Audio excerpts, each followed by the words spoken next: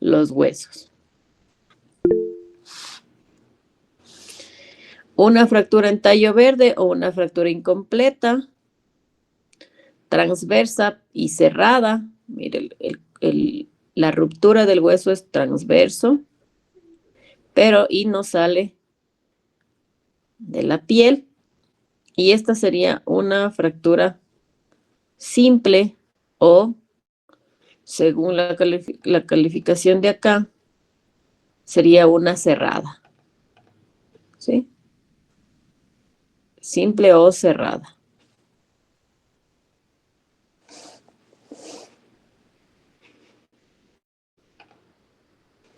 Otra vez, una fractura lineal, una oblicua, transversa, conminuta, conminuta. ¿Pregunta? Miss, depende del tamaño del hueso, se pueden dar las 3 fracturas en el mismo. Sí, la verdad sí. Entonces, como este es un hueso grande, puede ser una, miren, aquí se puede ver, esta es una conminuta y esta es una oblicua. Son dos oblicuas y una conminuta. Esta es una conminuta y esta es como en un espiral. Entonces puede ser que esta conminuta se volvió expuesta, salió a través de la piel y acá abajo hay una lineal. En general, este tipo de fracturas tan severas se dan en accidentes de tránsito, cosas mucho, mucho más intensas que un deporte como el fútbol o como el básquet, ¿sí? Pero sí se han dado fracturas expuestas en el fútbol, no es exclusivo, ¿no?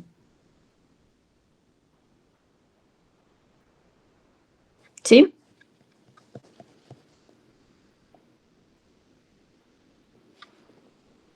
Muy bien. Síntomas, dolor muy intenso, inmediato, no cede con nada.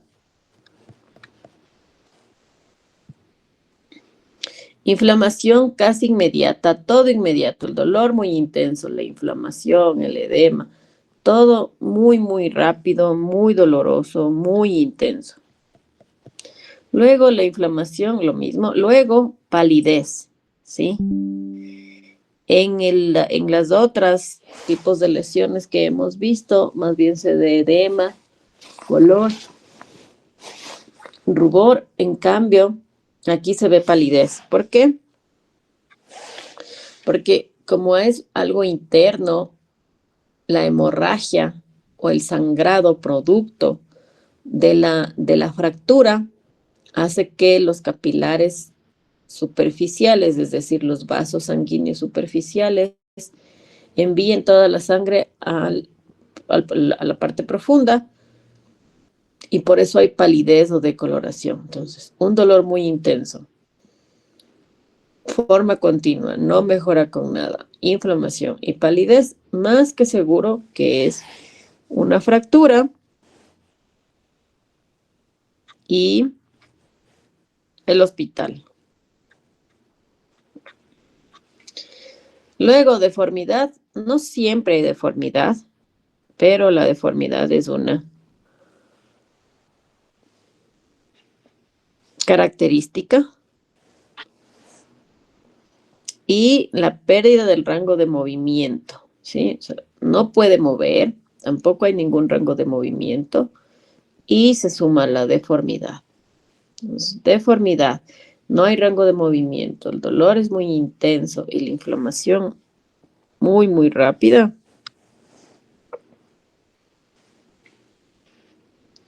Síntomas de fractura.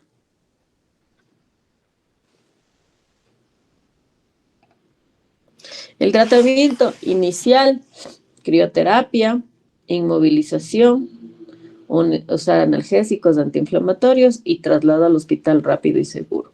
Si no es posible o no pueden hacer una inmovilización, colocar crioterapia y traslado al hospital rápido y seguro. El tratamiento definitivo será una inmovilización fija o una cirugía. Y por cada semana de inmovilización se pierde al menos 0,4 milímetros de circunferencia muscular y el 20% de la fuerza máxima. Así es que cada semana vamos a perder bastantísimo músculo y fuerza. Por lo tanto, son importantes una vez que ha sido realizada el tratamiento por cirugía o por inmovilización fija, que es un yeso, hacer ejercicios isométricos, ¿sí? Sin movilidad, sin que se mueva la articulación fijada, para evitar la pérdida de este volumen de musculatura y este porcentaje de fuerza. También existe unas fracturas por estrés. ¿Cuáles son las fracturas por estrés? Es una fractura por fatiga o por estrés mecánico, es una lesión incompleta del periósteo del hueso. ¿Qué es el periósteo del hueso? Es la parte más externa del hueso, lo que le protege al hueso. Debido a una carga de trabajo excesiva que ocasiona microrupturas en un hueso por fatiga de los músculos, ¿sí? Entonces, este estrés mecánico o exceso de carga de trabajo está relacionado directamente con una mala planificación del entrenamiento deportivo.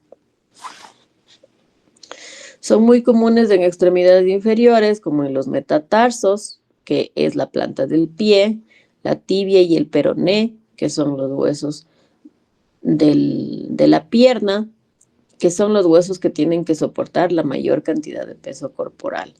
También existe unas fracturas por estrés en cadera, que son las más importantes. ¿En qué tipos de deporte se da? Se da algunos en gimnasia, pero el fútbol, el básquet y el resto de deportes no están aislados de que estos huesos del metatarso se fracturen, se rompan.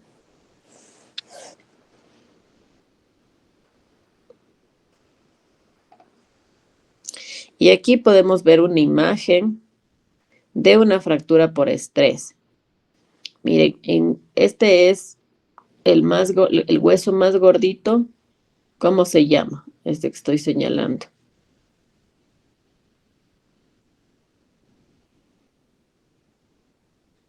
¿Alguien? Tibia. Tibia, muy bien. El más gordito es la tibia, el más delgadito Peroné. es el peroné. Excelente, ¿sí? Y estos huesos de acá abajo, este de acá, empiezan a ser los metatarsos. Miren que no se ve una pérdida de la continuidad. Está todo continuo. Solo se ve como una pequeña inflamación y esta sería una fractura por estrés. Ojo, entrenadores, que esto pueden causar ustedes. Y no da los síntomas que habíamos hablado antes. No da impotencia funcional, el deportista puede seguir caminando, hay un dolor que no es intenso, no hay palidez, no hay deformidad, no, nada. El deportista sigue haciendo lo suyo, sigue entrenando al máximo, pero tiene este dolor. Aquí tenemos otro ejemplo. Igual, este hueso más gordito, ¿cómo se llama?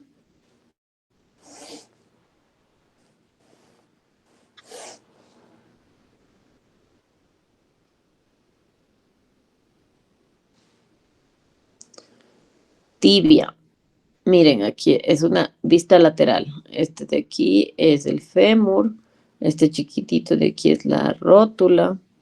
Es una parte lateral. Este es el músculo gastrocnemio o gemelo. Muy grande, muy importante. Y aquí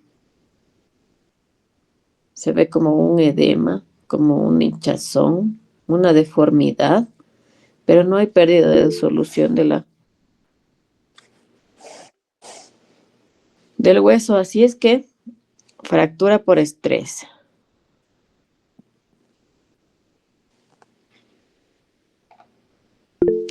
Causas de las fracturas por estrés: regreso prematuro a la actividad física después de una lesión muscular, puede ser.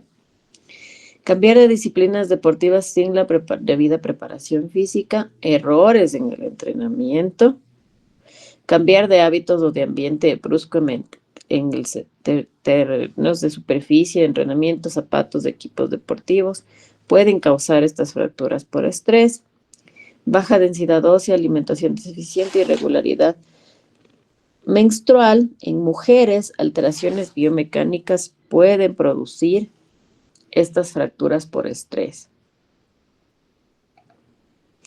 Tratamiento: aquí no se hace inmovilización, no se hace tratamiento quirúrgico. El tratamiento es restringir la actividad física de 4 a 6 semanas, evaluación después del tiempo para determinar si disminuye la actividad por completo, fisioterapia, y no hay necesidad de inmovilización con un yeso.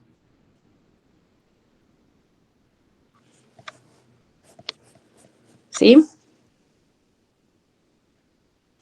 ¿Preguntas?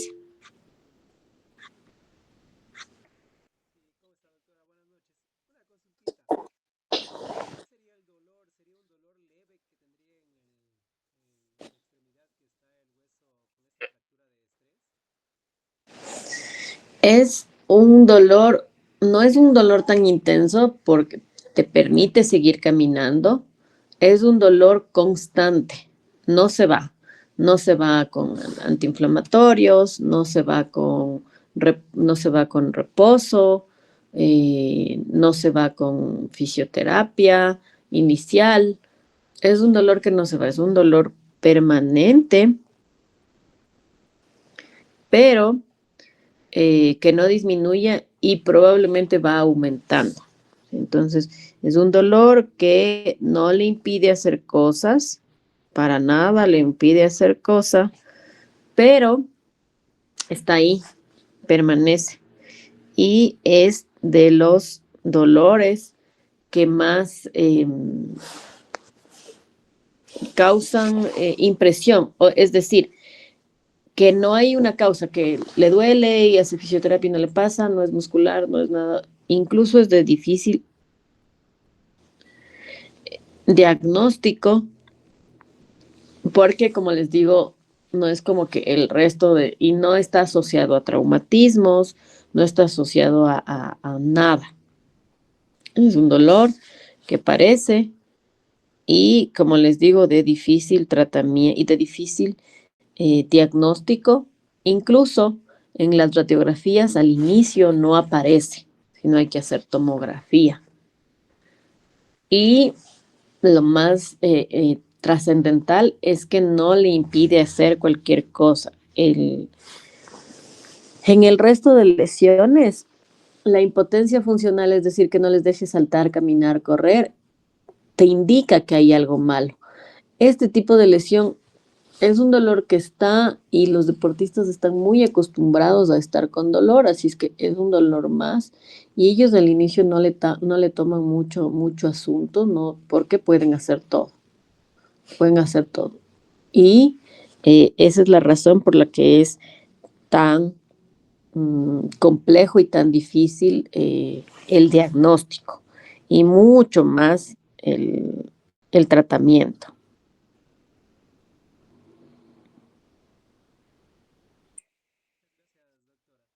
Yeah.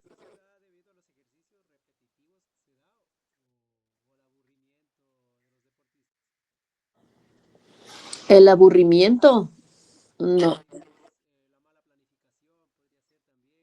Una mala planificación más que aburrimiento, porque el aburrimiento no, es como que no hace nada ya. El deportista que está aburrido, digámoslo así. Ejercicios repetitivos, pero sobre todo cargas muy intensas. Entonces, esto de todas las formas tiene que ver con el entrenamiento. Ahora, también es un tema de que, por ejemplo, el entrenamiento está bien llevado, pero este deportista está, aparte del entrenamiento, sometiéndose a otro tipo de entrenamiento. Me invento, ustedes ya hacen su entrenamiento de fuerza y en la tarde ellos van y levantan más peso, ¿sí? Siempre es motivo de sobreentrenamiento. Ahora también puede estar llevado por un entrenamiento con cargas muy intensas o también en periodos en los que las cargas se van subiendo progresivamente y el deportista no se adapta a esta subida de las cargas.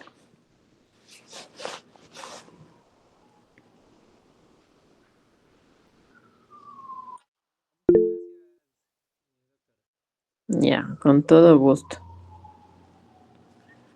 ¿Alguien más? ¿Preguntas? Doctora, una consulta. Supóngase, como ruptura por estrés también se considera a los adolescentes que por crecimiento le duelen bruscamente los huesos, las rodillas. No. Eso en los niños hay un síndrome que se llama Osgood-Schlatter, que es, a ver, espérenme, ya les pongo, que es una apofisitis, es una fractura, es una ruptura por avulsión de la tuberosidad anterior de la tibia o en el talón en los niños que están en crecimiento. Ya les voy a poner unas imágenes.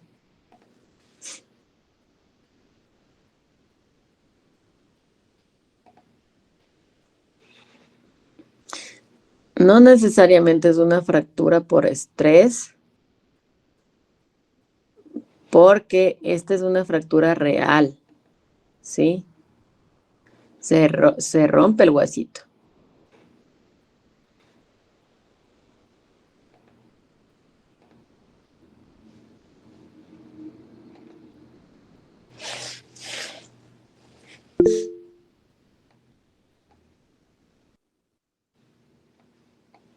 Ya, miren, no sé si alcanzan a ver. Sí, sí se ve. Miren este espacio de aquí. Esta. A ver, les voy a comparar con una normal.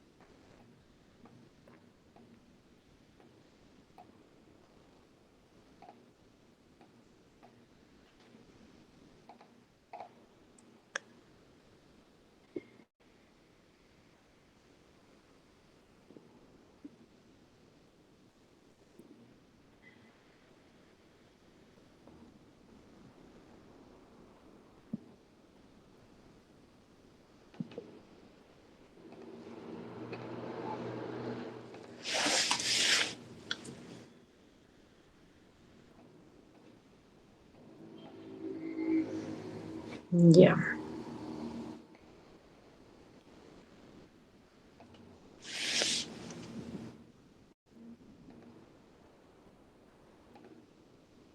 Listo. Miren, entonces, si ven esto,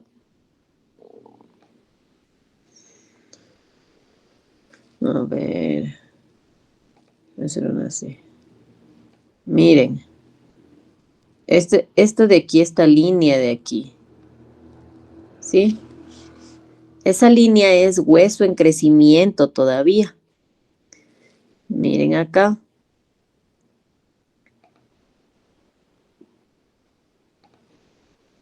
Aquí hay un espacio. ¿Sí ven esto negrito?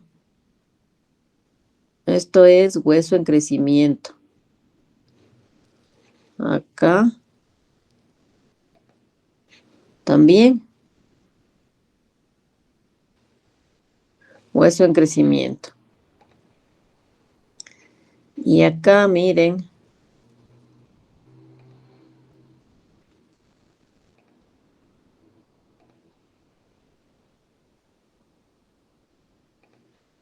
También. Hueso en crecimiento. Así es que esto se da solamente en niños, que el huesito todavía está creciendo. ¿Sí? Ahora, ¿cuál es la lesión? Esto.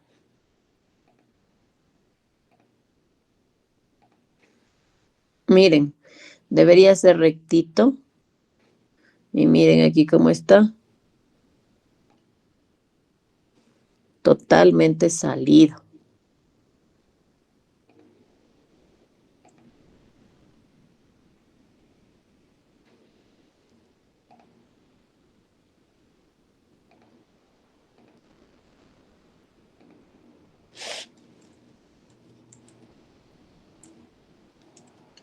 ¿Sí? Acá lo mismo. Totalmente salido. Y aquí está ya subrayado, totalmente salido. Ahora les voy a poner un esquema para que se den cuenta y miren dónde duele.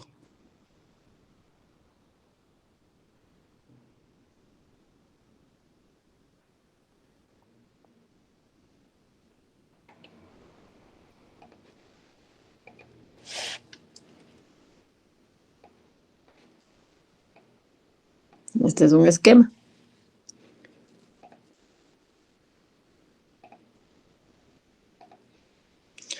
Este de aquí es el hueso tibia, entonces el que se fractura es el que se rompe, es el hueso tibia o la tibia. Este de aquí es el peroné. ¿Y cómo debería ser? Debería ser así rectito. Pero esto que se sale, eso es lo que duele, justo aquí, justo abajo de la rodilla. Entonces sí, eso más bien es un desprendimiento, una ruptura por avulsión se llama. Y se da solamente en los niños. No sé si expliqué la pregunta. Sí, sí, muchas gracias. Ya. Entonces, vamos a hacer ahorita, vamos a hacer la mitad de las preguntas y al final vamos a hacer la otra mitad, ¿ya? Porque ya vamos a avanzar con un tema más. Enfermedad de Sever, ¿ya? ¿Qué es la enfermedad de Sever?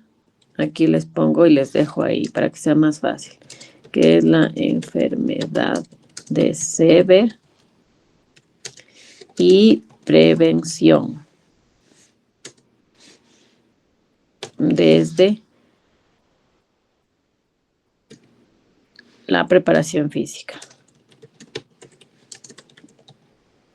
o el entrenamiento. ¿Ya? Esa es una pregunta. La siguiente pregunta, si se ve, ya les hago más grandecito.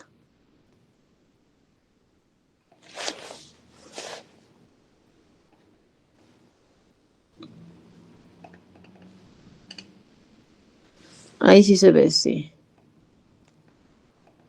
La segunda pregunta, que les dije en clases también, pero para que quede claro, que es el periodo Osteo del hueso y su función, ¿sí? Esas dos preguntas, nada más. En la segunda mitad de la clase vemos las otras 3 preguntas para completar el 10. Cada pregunta vale 2 puntos, ¿sí? El otro día me estaban preguntando que cómo es la forma de calificación. Son 5 preguntas. Cada una vale 2 puntos. Ahorita serán 2 puntos, 4 puntos. En las otras 3, 6, 8, 10.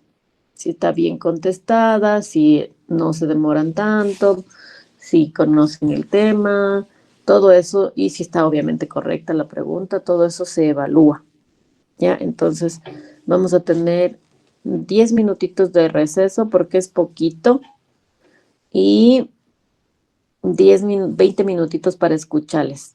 A las 8:30 deberíamos empezar el siguiente tema. ¿Sí? ¿Preguntas?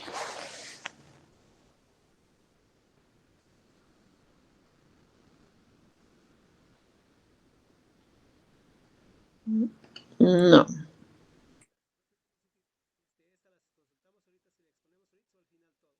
Ahorita, exponemos ahorita, miramos ahorita. Al final, el otro tema. ¿Ya? Ahí les dejo, ¿sí? 10 minutitos y 8:10 empiezo a preguntarles. Con Muñoz. Sí, pues. Ya, listo, ya, está acomodado todo. Muchas gracias, muchachos. Estén pendientes que terminamos la segunda parte de la clase y va a haber la segunda parte de la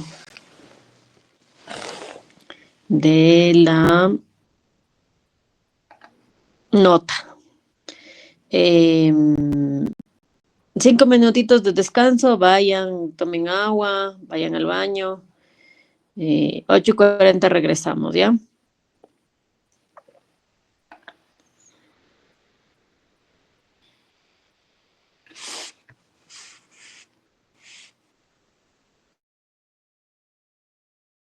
Con accidentes, no sé si recuerdan en la época del COVID, mucho de tema de fisioterapia respiratoria, en personas con problemas neurológicos, fisioterapia neurológica, más relacionado con las enfermedades y también curan lesiones deportivas y ellos antes que movimientos y antes que ejercicios y fortalecimiento utilizan rehabilitación puede ser la crioterapia, medios físicos, el calor, el masaje y demás. Es una diferencia súper importante y porque un kinesiólogo o su formación, perdón, la formación de un kinesiólogo es mucho mejor para que esté en el ámbito deportivo antes que un fisioterapeuta. Un fisioterapeuta está más encaminado en tratar lesiones antes que en prevenir. Sin embargo, hay fisioterapeutas que están enfocados en la parte deportiva, fisioterapeutas deportivos como tal, en los que ellos aprenden bastante del tema de kinesiología y son bastante más, forman de mejor forma, organizan o articulan de mejor forma el equipo multidisciplinario que debe tener un deportista. Entonces, el equipo multidisciplinario empieza por un entrenador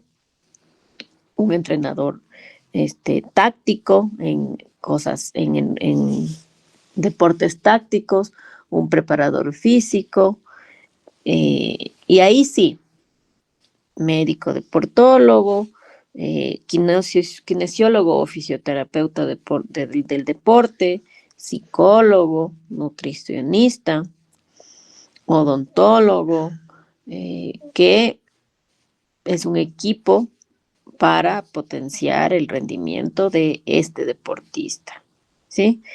En el mejor de los casos hay todo el equipo multidisciplinario, pero si no, por lo menos intenten que haya un kinesiólogo y el odontólogo que ahorita están viendo, que es bien importante. Psicólogo también es muy, muy importante. En la recuperación de lesiones, la parte psicológica juega un papel fundamental para una cosa que se llama return to play o regreso al juego, que ya vamos a ir hablando paulatinamente. ¿Sí? Entonces, ¿entendido? ¿Preguntas, dudas? Muy bien, vamos. Entonces, ¿cuál es el rol del kinesiólogo?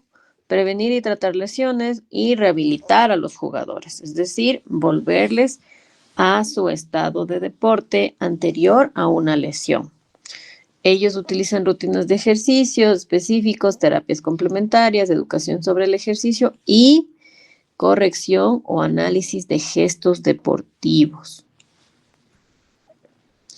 También el kinesiólogo está adiestrado o es quien debería manejar el tema del calentamiento, en el que el calentamiento, más que una entrada en calor o un aumento de la frecuencia cardíaca que te pone listo para una actividad física, lo que hacemos es prevenir lesiones, mejorar rangos de movilidad, hacer movimiento articular, hacer un poco de fortalecimiento muy corto para prevenir lesiones y ahí sí emular o hacer muy similar el, el deporte, ¿sí? Entonces, el calentamiento es una parte muy importante del entrenamiento deportivo, es toda una ciencia el calentamiento. Hay muchísimos autores. La FIFA recomienda algunos protocolos para calentamiento, incluso por edades y demás. Así es que ustedes, como entrenadores, mientras más habilidades tengan o mientras más conocimientos tengan, se vuelven más completos. Eso no quiere decir que tengan que hacer todo, pero si tienen un profesional que les apoye con el tema de calentamiento, ustedes pueden mirar o pueden saber si está bien haciendo el tema de movilidad, el tema de fortalecimiento de músculos agonistas y antagonistas. Ya vamos a ver qué son los músculos agonistas y qué son los músculos antagonistas. Y el tema de movilidad articular, de las grandes articulaciones y de las pequeñas articulaciones también. Y el calentamiento es parte fundamental de la prevención de lesiones porque también colocamos ahí fortalecimiento. No es un fortalecimiento como en el gimnasio con grandes pesos, pero sí es un fortalecimiento con ligas o con el propio peso corporal que mejora y hace la prevención de lesiones como tal. ¿Preguntas? No, muy bien. Y aquí tenemos el ejercicio y sus tipos. Entonces, ¿qué es una contracción? Una contracción muscular es el estado activo de un músculo. Por ejemplo, los músculos del cuello están en contracción todo el rato, están activos todo el rato, porque no sé si han visto cuando son bebés, el bebé nace y no puede sostener su cuello. Cuando ya va haciéndose un poco más grandecito, puede tener en estado activo el músculo del cuello y eso es una acción involuntaria. Ese músculo está activo todo el rato, igual que los músculos de la columna, que te mantienen erguido, junto con los músculos del cuello que mantienen tu cabeza recta. Esa es una contracción que es el estado activo de un músculo. Luego esta contracción puede ser isotónica, que quiere decir que cuando la fuerza de contracción cambia, el músculo se acorta. Por ejemplo, en flexión, eso es un movimiento isotónico. Luego viene un movimiento isométrico. El prefijo iso quiere decir igual, quiere decir que no cambia la forma del músculo, no se alarga ni se estira. En cambio, la isométrica es la fuerza de contracción cambia, pero la longitud del músculo no varía. El ejemplo de esto es un puño, ¿sí? Ustedes cierran el puño y todos los músculos, a ver, hagan el ejemplo, cierren el puño y todos los músculos del antebrazo se contraen y no cambian la longitud del músculo, entonces esta es una contracción isométrica. La flexión es una contracción isotónica. La fuerza cambia y el músculo se acorta. Una excéntrica, al revés, que el músculo se alarga. Entonces, y se produce en la extensión.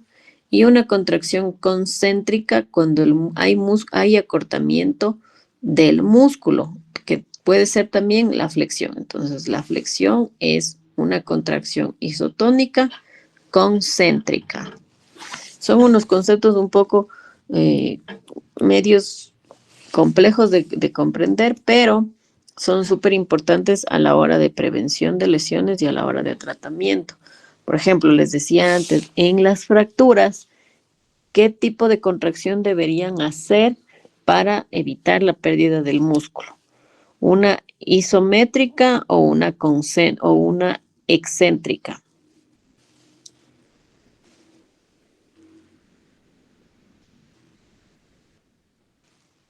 ¿Alguien?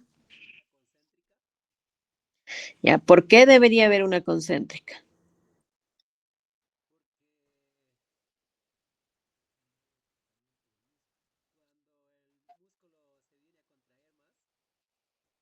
Ya, verá que en una concéntrica hay movimiento, hay acortamiento del músculo.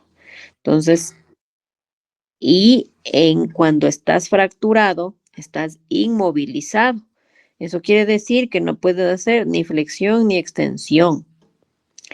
¿Cuál sería el ejercicio o tipo de contracción muscular que usamos para prevención de pérdida de masa muscular cuando no puedes hacer ni flexión ni extensión? ¿Cuál sería? Isométrica.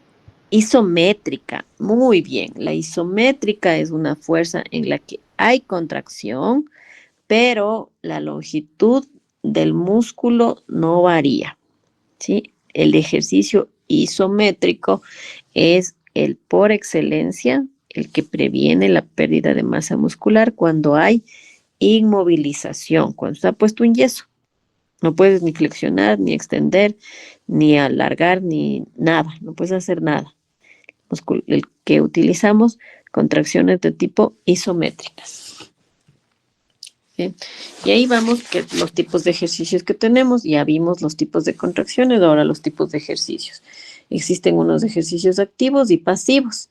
Los activos son los que implican un esfuerzo físico, movimiento muscular y pueden ser libres, asistidos o resistidos. Libres cuando tú mueves sin ninguna resistencia. Asistido es cuando alguien te ayuda a mover y resistido es cuando hay una resistencia, por ejemplo, una pesa o una banda elástica. Y los ejercicios pasivos son siempre los que se realizan con la ayuda de otra persona. Entonces, el ejercicio pasivo es el ejercicio que utilizamos en una rehabilitación de una lesión. El fisioterapeuta o el kinesiólogo ayuda a que la articulación se mueva. No es activa porque no implica esfuerzo físico, no tiene resistencia y tampoco es libre. Y luego, en fases más posteriores o fases más avanzadas de la rehabilitación, ya hacemos los ejercicios activos, primero activos asistidos, luego ejercicios libres y finalmente ejercicios resistidos. Aquí tenemos un ejemplo. Este es un ejercicio activo o pasivo. Este de aquí. Pasivo. Pasivo, muy bien. Este ejercicio, ¿qué sería? Activo, pasivo. Activo libre, activo asistido o activo con resistencia. con resistencia. Activo Asistido. Con resistencia. con resistencia, porque aquí está la banda, ¿sí? Entonces es un activo que él solo mueve, pero tiene una resistencia, es un activo resistido. ¿Sí? Y ahora sí, vamos a hacer la tarea, que van a ser 2 ejemplos, van a presentar, ¿ya? Yo voy a dejar de, cuando ya vayan a presentar, yo voy a dejar de compartir, cada quien comparte el ejercicio isométrico, excéntrico y concéntrico. 2 ejemplos. 2 ejemplos de isométrico, 2 ejemplos de excéntrico, 2 ejemplos de concéntrico. Ponen en una diapositiva. Los 2 isométricos. Pueden poner en una diapositiva toditos los 6 y van explicando los tipos de ejercicios.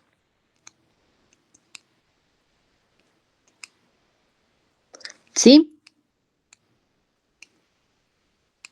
¿Está entendido el...? Excelente, muchas gracias. Entonces les dejo ahí y vamos para esta tarea que es un poco más larga. Vamos a tener 20 minutos y 9:20 empezamos a presentar.